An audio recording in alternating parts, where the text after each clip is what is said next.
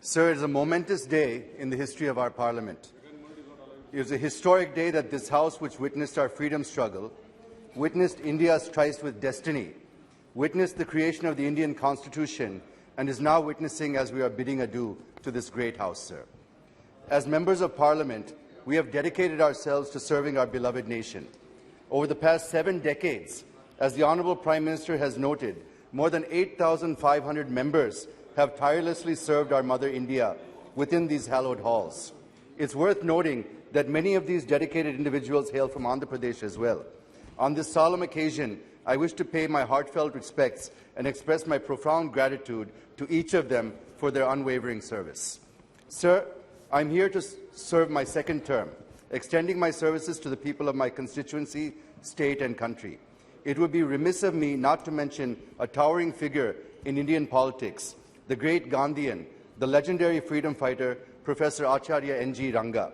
He served as a member of the Central Legislative Assembly from 1930 onwards and as a member of the Indian Parliament since independence until 1991.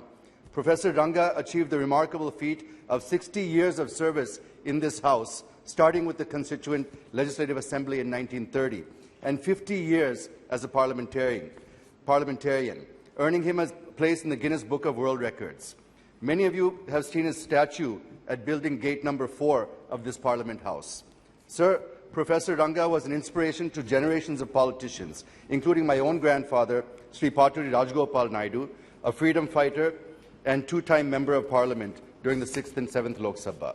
Another great leader from the state of Andhra Pradesh that I should mention here is Sri GMC Balayogi, who served as Speaker for the 11th and 12th Lok Sabha and who was elected unanimously and served with distinction. I take this opportunity to pay my humble tributes to them and to all the other leaders from erstwhile and current state of Andhra Pradesh. Sir, I feel 7 decades' journey in the history of any nation is too short a period. But in this short period, we have shown the world what we are capable of. We have proved to the world, particularly the British, who wished India to become a failed state, that Bharat is second to none in every respect.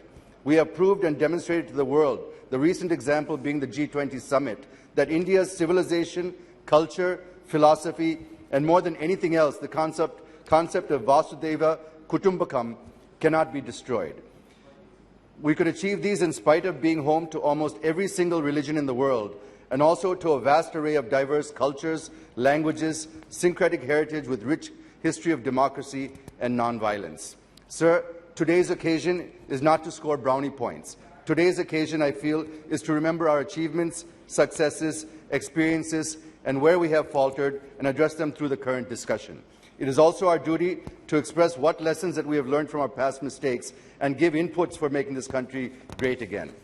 Sir, as Modi ji rightly says, that every government, every PM contributed towards the growth, progress and development of the country. The degree of pace, commitment and resolve might be different, but everyone contributed whatever they could for the sake of the country. So on this historic occasion, I remember all those great leaders, and I pay tributes on behalf of my Telugu Desam party and on my own behalf.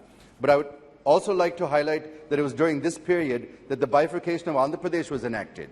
Sir, this Parliament, as the Honourable Prime Minister said in the morning, is a sacred institution, and whatever promise it makes will be sacrosanct.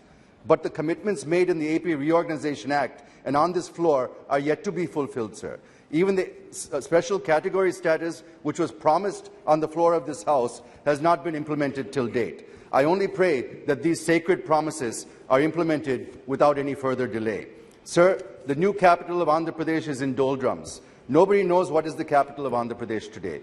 The farmers of Amaravati, who have been given more than 33,000 acres of land, are on a dharna for nearly 4 years. I wish and pray that Amaravati will remain as the sole capital of AP and that Government of India should intervene and do the needful in this regard.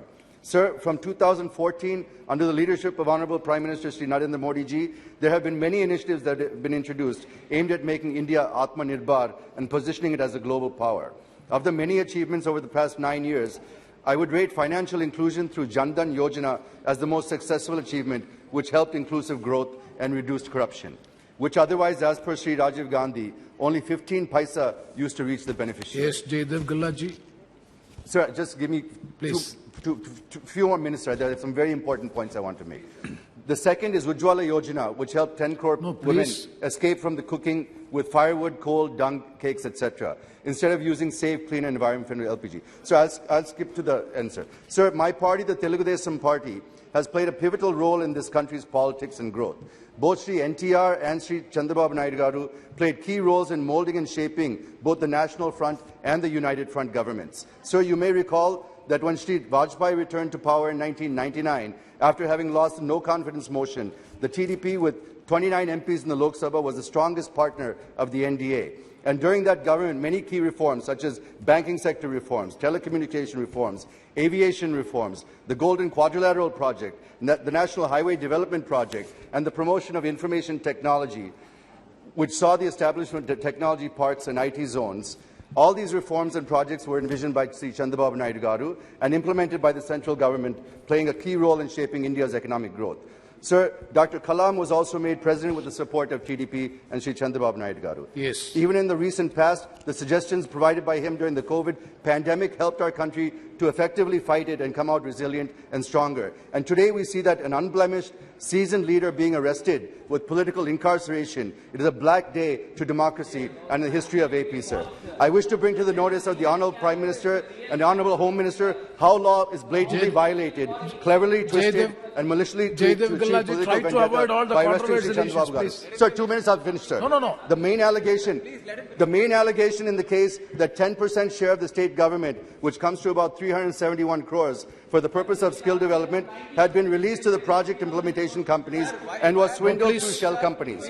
But the CID has been unable to establish that the money were entrusted to CBN or his family members. Sir, if 371 crore is siphoned, how 34 technical development? One second, Mithun Reddy, Sir, please. let me you just conclude, because this is last day of the. See, this is the last day in this parliament. Please conclude. This is the most important without having any controversial issues. Sir, it's the most important issue. So the spirit of today's discussion is not in such a manner. Just conclude with the sentence, please. 1 second. Sir, all I wish to submit is that this kind of political vendetta, misuse of enforcement agencies and political incarceration should be stopped in every state. And I appeal to the Honourable Prime Minister and Home Minister to direct the officials you can respond to it. to immediately release Sri Chandrababu Naidu garu. Thank you, sir. Thank you very much. Sir, yes, Sri PV Mithun Reddy. Sir, thank you, sir. Try to avoid the controversial issues, sir, because it is not a controversy. I just want to put the facts straight. I just want to talk only on that, and I just want to put the facts straight. Sir, like what the Telugu Desam Party, Mr. Galla spoke, I just want to put the facts straight and what has happened in the Chandrababu Naidu case.